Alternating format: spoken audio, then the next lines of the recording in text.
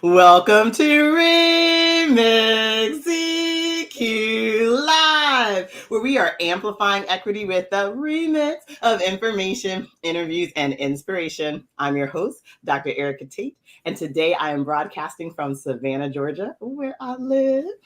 If for those who are joining us today, please drop a greeting of choice. Hello, how are you doing? I'm here. Drop it in the comments. Let us know where you are joining from and the equity work that you are doing or you aspire to do. And remember, Remix EQ Live is an experience that's meant to be shared. So I encourage you to hit your share and invite buttons and bring along your people, your network, your family, your friends, your peeps to join our Remix EQ community today. This season, we are broadcasting live on LinkedIn and YouTube, and we can now connect more broadly, growing our reach and building our learning community. And while those comments are flowing in and those invitations are flowing out, I want to remind you that Remix EQ Live offers the opportunity for us to connect and build community with each other around the equity-driven work being performed throughout the world. And we do this by centering the work. That is, our guests and viewers share examples of what they do in their role or position as a way to illustrate the innovative, effective, and meaningful ways they advance equity in the places in which they live, work, and play. So throughout the show and in the comments, I invite you to also share what you do to make the world a more just place. It is season 6 of Remix EQ Live, and this is our first interview show of the season. And in this episode, I am sharing space with the beautiful, brilliant Ms. Lillian Grant-Baptiste. I'm so excited! She is a master storyteller, a ritual celebrant, and a transformational speaker, and the founder of her business, Under the Baobab Tree, LLC. Today's episode amplifies the rich history of the Gullah Geechee people and those who tell their stories. We'll listen and learn from Ms. Lillian Grant-Baptiste about how and why she has chosen storytelling as her medium for change and as a pathway for community resistance and celebration. So let us begin this conversation for change that is sure to inform and inspire. Welcome, Miss Lillian Grant-Baptiste. Hello, Dr. Tate. How are you? It is such an honor to be here this morning. I'm so excited. Yes, I'm grateful. I'm so grateful. I really am. Oh, thank you. Thank you so much for joining us. So we will jump right in. I invite you to introduce yourself to the community. And as you do, please share one or two career or personal twists and turns that have led you to your current Here I am. role. Okay. I am Lillian Grant-Baptiste, a ritual celebrant and a master storyteller. I was born and for the most part raised in Savannah, Georgia. I worked for the city of Savannah, ran their Leadership Development Institute, and retired in the middle of COVID in 2020. Storytelling is the way that I move through the world. One twist that brought me to where I am in my life was when my parents divorced, and I'm a teenager, and we moved from Savannah. A small, close-knit neighborhood on the east side of Savannah, where I basically knew all of my neighbors by name. I went to the Massey Middle School, and at that time, it was only 3 classes, so it was a really small school. And that's the school that I went to the year before I left to go to New York. And when I went to New York, it was a culture shock. I moved into a very, very diverse neighborhood, went to a school. The name of the school was PS 125. And there were so many different people. This was so different for me. And initially, I wanted to fit in, to belong, be like everyone else. And so I went down this path for a while. And at one point, I realized, I need to come back home. I need to remember who I am. The beauty, that's what gives me strength, my difference, and my uniqueness. So then I began to recall and remember the stories from my childhood, the stories that I learned as I sat at the feet of my great grandmother, who we call Nana. And I began to embrace those stories and research those stories and recall those stories. So that definitely was a turning point in my life, for sure. Yeah, I love that. I love that you went away from home, but it Yes. brought you back to your roots, back to, Yeah. yeah, you're so, yeah. Sometimes you have to be knocked down Mhm. before you realize, okay, I need to grab and lift, reach within to pull myself back up and not so much try to fit in, but to be myself. Yeah. So, yeah, yeah. Well, thank you for sharing that twist, and thank you for sharing how you became yourself, and that became your pathway that led you where you are. So I know that many of us in the audience are listening and taking that in. So for those of you who are joining us, definitely connect with Miss Lillian Grant-Baptiste in the comments during this episode. Hello, Regine. Happy Friday, everyone from sunny Florida. Yes. Happy Friday to you too. And she's so excited for this season. I love it when there's lots of exclamation marks. Hello. Hello.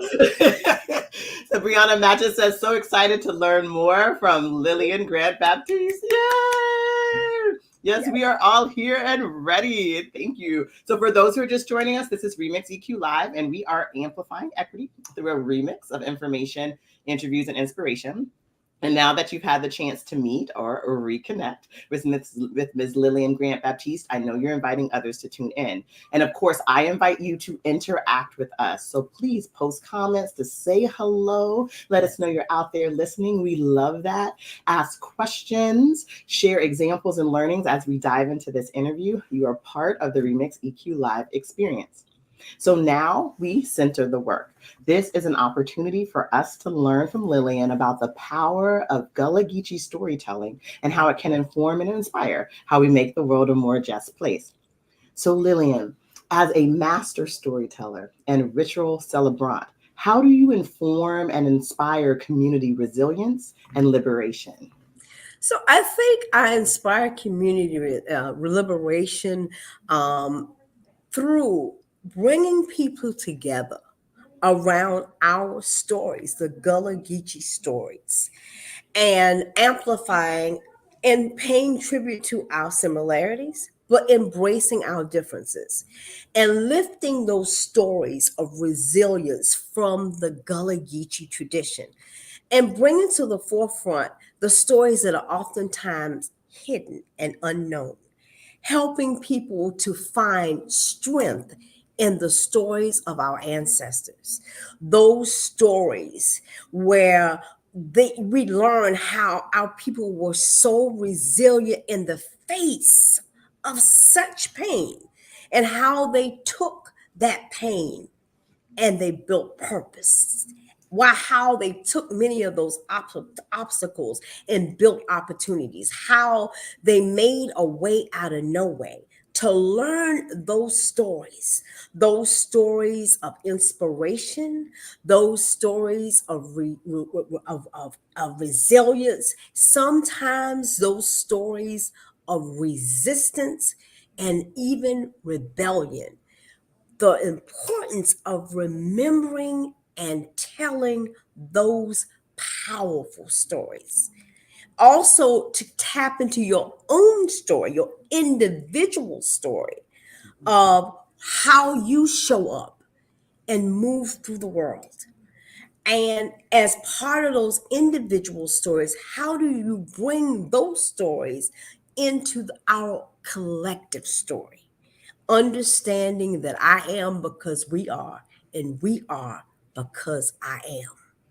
So yeah, what an awesome path to first self liberation that leads to community and collective liberation. I love it. I'm all like, oh. No, I think it's great. Yeah, I really like. I like how you say like you uncover the stories, right? Yes. Like stories that haven't been told, and that Yes. yeah, and that power of strength that is reminding us that we come from a people who are strong, and therefore you are Mhm. strong. All Yes. right, so that if you're I think that's great, and that connection between knowing your story and adding it to the collective. Yes. I mean, that's how community works, right? That's And how when we bring community ourselves, works. yeah. And I love the Ubuntu philosophy of I am because we Yeah, are, and we are because I am. We need each other. right. Yes. But we all have to play our own collective part, our own individual, and bring that together so that we can tell a unified collective story of resilience and strength and liberation. Mhm. Yeah, so thank you. So thank you for sharing what you do and like the power and impact of your work. Um, on these interviews, we're also very interested in like how you, like as a social justice warrior, how you became who you are. So you started a little bit telling us about your move, but let's talk a bit about your becoming. Like, Yeah. how did you come into Gullah Geechee storytelling as both a practice and a business? Yeah. I, as a practice, it was always a part of who I am. As a child, my great grandmother, who was in so many ways my shiro, was an amazing and prolific storyteller. And my brothers and I would sit at her feet, and she would tell us all kinds of stories of adventure and stories of the trickster Brother Rabbit and High John the Conqueror. And these stories lived within me. So going back and remembering those stories and wanting to tell the stories with the same passion that she told those stories. So when I got older, I began to, of course, what we do sometimes we move away from who we are, but then to center ourselves back to where we came from. And I began to remember those stories and to realize this was a big part of who I am. So to begin to tell those stories and then have my own stories that I added to her stories. So that was a part of what I did. I didn't call myself a storyteller, but I was able to tell those stories. And I was also in many ways a J-lay and a griot for my family because I would remember the stories, that was told. And when everybody else had forgotten, I remembered and I passed those stories on. So that was a part of my practice also. And how I turned that into a business and began to incorporate that in the work that I did as an organizer, as a counselor, and a program manager. I worked for the Housing Authority of Savannah. I worked in public housing neighborhoods and worked with young people who were disadvantaged in many ways and helped them to learn their stories, the story of their community. And a part of that, I did a program that was called a Rite of Passage program to help young adolescents move into womanhood and manhood. And I did that from a premise of it's your responsibility to learn. It's your responsibility to share and build community. And one of the ways that I learned how to move them through that was by teaching them the story of their community and helping them as a big part of the rites of passage program was the final rite of passage celebration that culminated the work that they did as a part of this 2-year program. And one of the things that they had to do was they had to do a praise poem.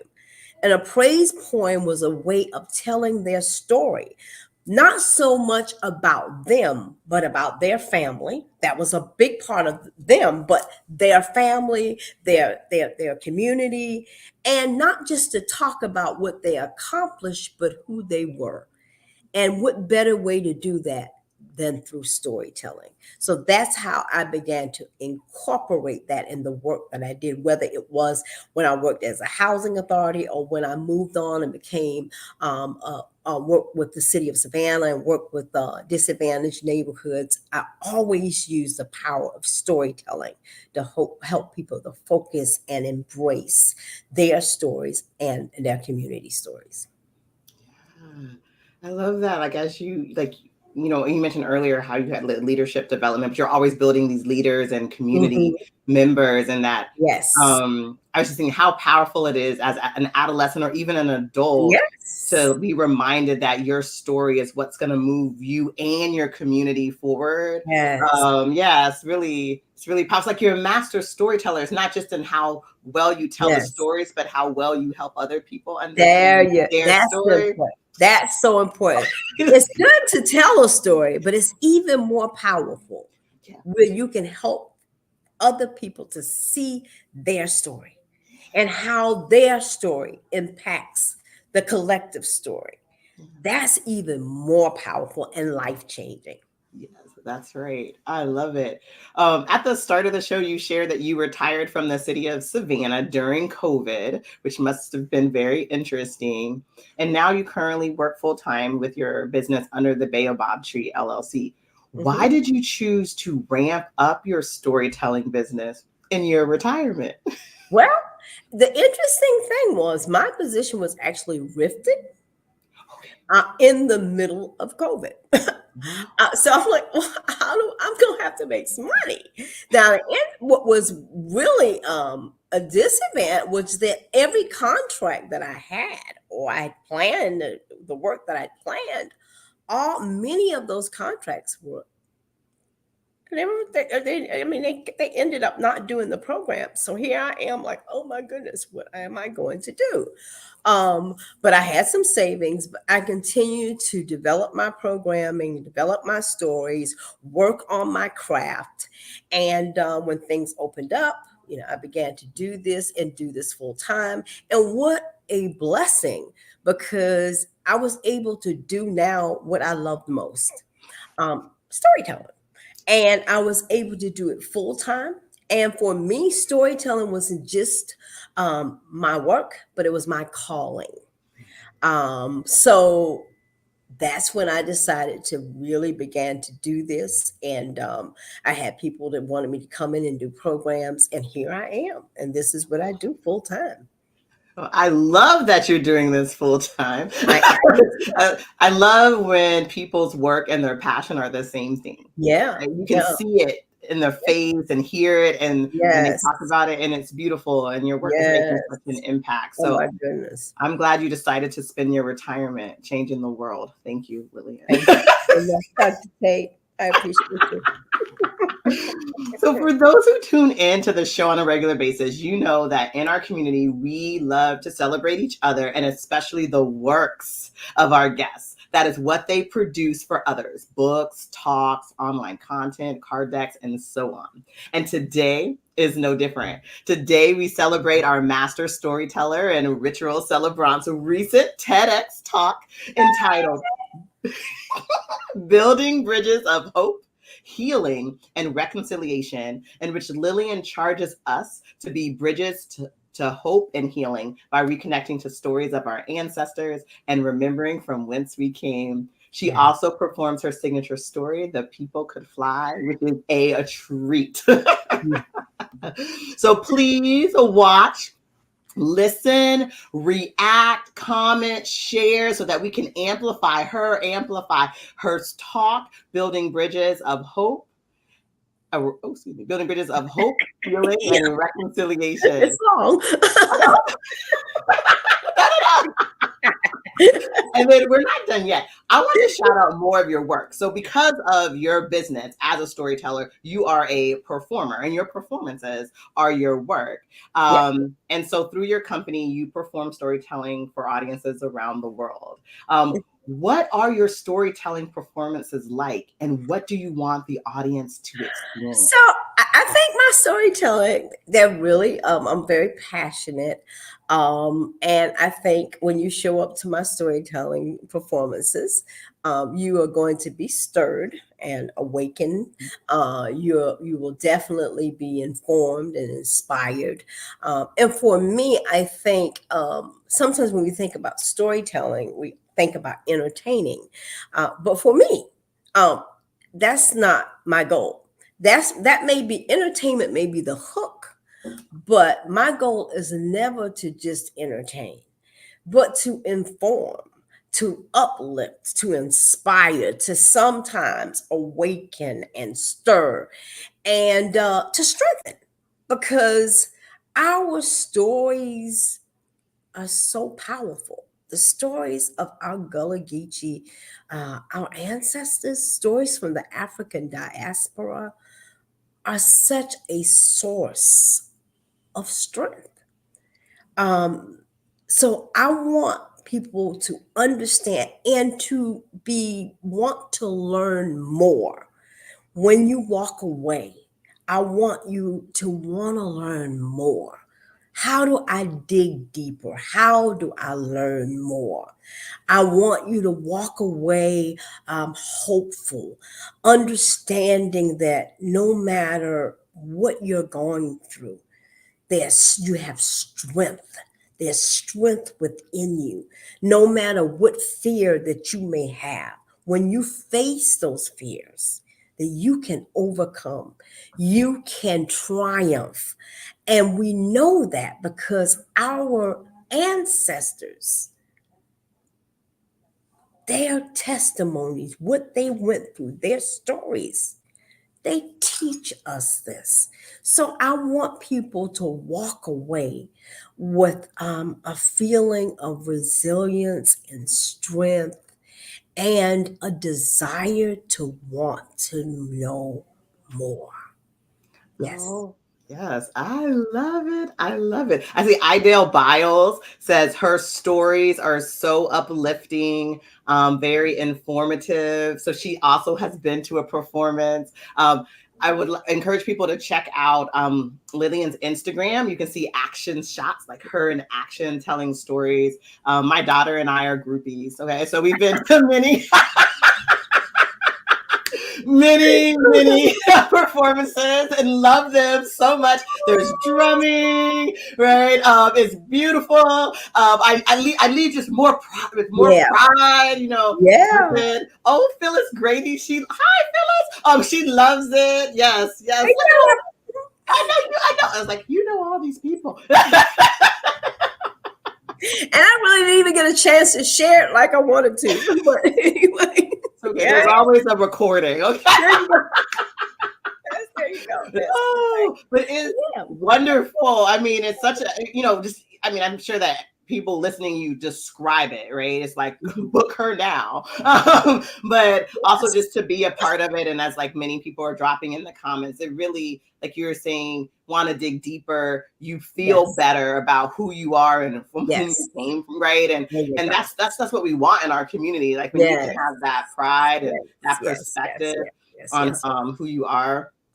It goes a long way. So we dropped in the comments, and we should have a banner about booking a Master Storyteller and a Ritual Celebrant, Ms. Lillian Grant-Baptiste, so you can bring these stories to your community and amplify her works of hope, healing, and reconciliation. I love it. I like the sound of that. Yes. That's well, Dr. Tate. And I saw that we had a comment from Regine that I'd love to share. Oh, so Regine says, which I feel like just because she says, as I'm listening to Ms. Lillian, I'm reminded of my grandmother who told us lots of Haitian folklore and stories before my sisters and I went to bed, and how exciting and fun those times were. I wish I could do the same for my daughters, nieces, and nephews, but to translate those stories in English, because they don't speak Creole, they would lose their meaning.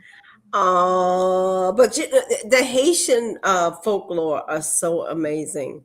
I do some of the puke and what is called the tales from Haiti.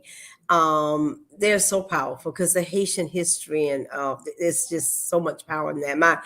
My son's father is Haitian, so for me that part I was very needed to make sure I understood and shared that. I do not speak Creole. I can say soft pose, but not too much more than that.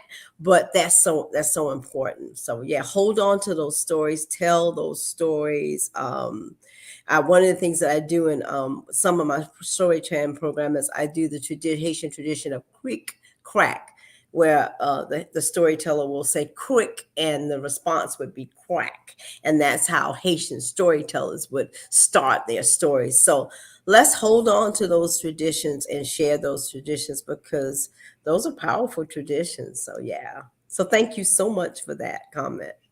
Uh, good. Brianna Matches says, "Wow, Miss Lillian, it's so inspiring to hear you talk about your grandmother as a shero.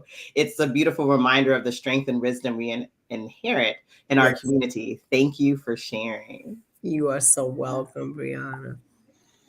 Good. And then, oh, so your storytelling, the content, the spirit, right, centers the Gullah Geechee people and their experiences. And as Mhm. you've shared, it's really a way to heal and uplift the Black community.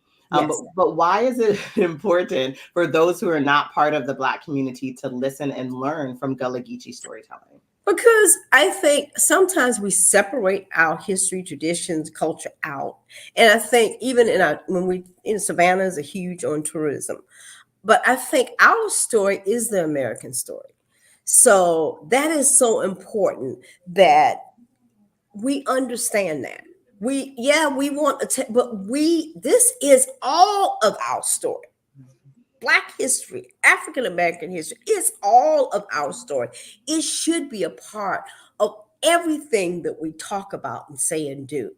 So that's very important to me. And bottom line, we are all brothers and sisters. We all should come together in a spirit of unity to celebrate. Not only, we celebrate our differences and our similarities. So I think that's why it's so important that I do the work that I do, and storytelling is so important to all of us. Yeah, thank you. Yes, I love it. It's everyone's story, right? Absolutely. And you're helping Absolutely. everyone understand history as they should. So thank you. Yeah, absolutely. Phyllis Grady says stories are so important because we have lost so much history, especially within Mm, our families. yes. Yes, yes, yes, yes. And now that's another thing I think is so important. When I did my rites of passage program, um not just understanding your community story, your family is a part of the community. Understanding your family story. When was the last time you talked? It's important that we talk to the eldest person, those elders in our community. I had such an amazing opportunity on my birthday. I took the entire month of July off. I did nothing. When I say I did nothing, I did exactly what I wanted. I did get up, I walked, I did, spend time with families. But one of the things that I really enjoyed was I took a trip to Norfolk, Virginia, where my oldest relative, my father's oldest sister, who is 92 years old, I went to visit her, and I just absorbed all of her stories. She's very alert. She lives by herself, very independent, and some stories that I had never told. She told me those stories. So what an amazing gift that was to me. And she, I wanted to learn more. One of the things I also had an opportunity to do on my way back to Savannah, as we came back, my brother and I, because it was my brother and my father, we went to see my aunt. We actually had an opportunity to visit the plantation where my ancestors were enslaved. And I went to the cemetery and saw my fifth great grandmother removed. My great grandmother. She was born in 1849. Yes, in Darlington County, South Carolina. So I went to visit her grave. I learned a little bit more about her. My cousin, Gregory Grant, is a genealogist. So he gave me some additional information about. So it was just an amazing opportunity. So in addition to, I want to encourage everyone, in addition to understanding and wanting to know more about our history, the Gullah Geechee, learn more about your history, your family history. Talk to those elders, because and write that information down. Because when they're gone, there's a proverb that says, "When an elder dies, a library burns."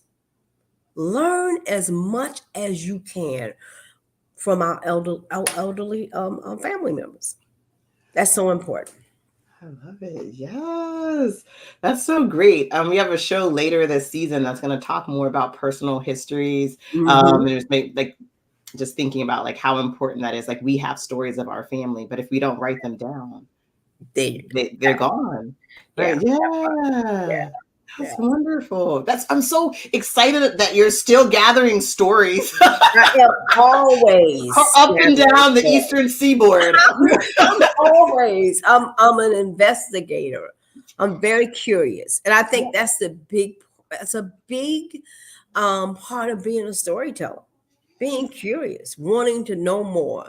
And I'm always curious. On my dying bed, I want to, until there is no life, we should be learning more. And one of the things we need to learn more about is our own personal history, our own family's history. Yeah, that's so important. I love it. I love it. Idell Biles says, so I was thinking of Simone Biles there for a minute, but like, Come on, Simone. Idell, I'm glad but you Idell, with me. I love it. who is a champion in her own right. Yes, absolutely. But yes. She says master with a capital M always. The M means a magical. This lady gives off magical and spiritual vibes. She's like an angel. Thank you so much, my friend. I couldn't let that pass. Oh, Idell says that's my family. Go Simone. That's right. She's our family. I love it. I love y'all. I love y'all so much. So on the show, the reason you were invited is because you have so much knowledge and inspiration to drop for us. So I wanted to. I've been trying to get on this show. I didn't want to tell you that. I'm like, why she gonna invite me to come? I'm so happy. You are always. Wait, you are always invited, and you can come back. Okay. Anytime. I'm gonna be a regular invite. Oh my gosh, we would all love it. Here I am. And Lillian is back. I'm not gonna wear out my welcome. Oh, you can't. It's not possible. I wanted to ask. So your business is called Under the Baobab Tree. LLC, and I wanted to know what was the inspiration or story behind your business. It's always a story. But the baobab tree is found in some of the driest and poorest areas throughout the world, but yet it thrives. It is called the tree of life. It's a huge tree, and every part of that tree has some purpose. And from the tree is so huge that many of the animals find shelter in the trunk of the baobab tree. Every part of the baobab tree has, the leaves, the roots, the fruit. It's a beautiful tree, the tree of life. And what is even more significant? It was under the baobab tree in traditional Africa where community took place, under the shade and the shelter of the mighty baobab. Families came together. The elders passed down traditions. Stories were told under the baobab tree. Healing took place under the baobab tree. Community took place under the baobab tree. And I want to create a space, an experience like the experience and the space that's found under the mighty shade of the baobab tree in all of the stories and all of the programming that I do. So yeah. I love it. And you are doing it. You are doing it. That is the best business name for you. Thank you so much. It's like Thank it you is so much. Thank you. you so much. Thank you so much. Thank I you so love much. it. I Thank you love so it. much. Yes, yes, Oh. yes. Okay. So before we go, I'd love for you to drop one last bit of inspiration for us. Given the change that you've witnessed and contributed to in your lifetime, what new stories do you hope to tell about our Black community's resilience and liberation? I want to tell the stories of us picking up and moving beyond. I want to tell the stories of how we came together in a spirit of unity, in a spirit of self determination and affirmation, in a spirit of collective work and responsibility. I want to tell the stories of how we broke away from stereotypes and things that caused us not to be anchored, and how we came together and built together for a better future for our children and our children's children. How we planted seeds that we might not ever sit under the shade of. That's the kind of stories that I want to leave. That's the kind of stories that I want to be my legacy. Oh, and I hope that they are. I hope that they are. That is wonderful. Oh, and as you train new storytellers, which you do each and every time you tell a story, it will Yes, be. So yes, thank you yes, yes. so much. I kind of want to like get up and dance, but I'm trying my best to We can stay still. dance. We I can know. dance. I love it when the dancing happens. I'm like, this is so great. Thank you so much, Ms. Lillian Grant-Baptiste, for accepting my standing invitation I to love it. speak, I love to it. speak about what matters most to you. I I'm love grateful it. for the opportunity to listen and learn from you, And especially Dr. while. Tate, let me thank you so much for the work that you do in this Oh, space. And you've thank been doing you. it for such a long time. And thank you for your spirit, your attitude, and just you, whenever you walk into any space, you light it up. Oh, thank And you so it's much. just so genuine. I've known you for a while, and you just bring such light to wherever you show up. And I appreciate that so much. Oh, thank you so much. I appreciate you saying that. And It's I a hope trip. we walk into many more rooms together. We're gonna make it happen. We're gonna be intentional. In-person rooms. In That person. that yeah, that part. Because now listen, I like I know this is your thing. And I'm like, oh, I like to be in person. I want to be able to touch and see, and I can see you, but I can't touch. Yeah. So anyway. You will. It was so interesting. I was thinking to myself, why am I doing these Savannah shows virtually? We should be in the same room. Yeah. But And this like, makes it makes it so much, it's so much more convenient to do it like this. But I would be glad. I would yes, we should do it. We should do it. Yeah, we We're should. putting it out there. Yeah, let's do it. We're gonna speak it as if it is going to happen. It's going to happen soon. We're gonna Yes, do it. it will. It Yes, yes, yes, will. yes, yes. Yes. Stay tuned. Okay. Remix EQ live in the same Remix. room. Woo, woo, woo, woo. I love it. And I have an idea. So we'll talk later. Okay, I okay. just thought about something. See, I love it. Oh, thank you so much. Well, we are so glad Thank that you. you have chosen to spend your time with us. We have learned so much, so we appreciate it. Just a couple of Thank announcements before we you. sign off.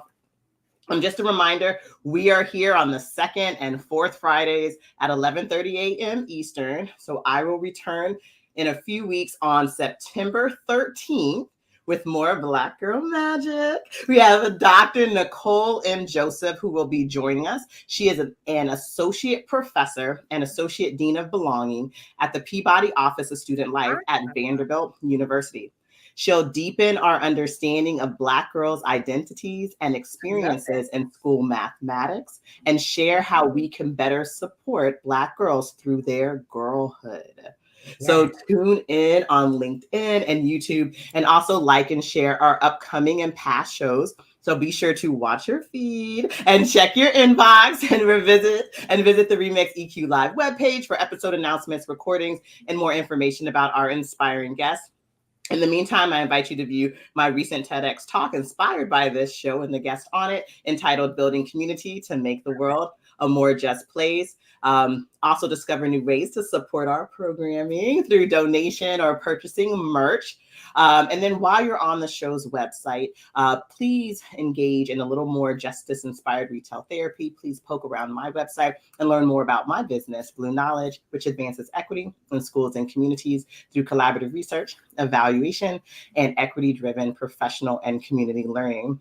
You can also follow us on LinkedIn and the Blue Knowledge YouTube channel. So please go there, subscribe, and like all the things. And then you can also subscribe to our newsletter. And of course, I invite you to connect with me here in these digital streets. And if you're local, the actual streets. And I want to thank those who joined us. There were a few more comments that were coming in. Idell Biles was saying, walking in many rooms together, we shall. And Phyllis Grady would like to be in the room, and you will. I love it. Yes, stay tuned for the live and in-person version. Thank you, Remix EQ community, for your engagement, your encouragement, and your rally, which is how we recognize, appreciate, learn, love, and take care of you as you work to make the world a more just place. I'm your host, Dr. Erica Tate, and this is Remix EQ Live. See you next time. Bye-bye.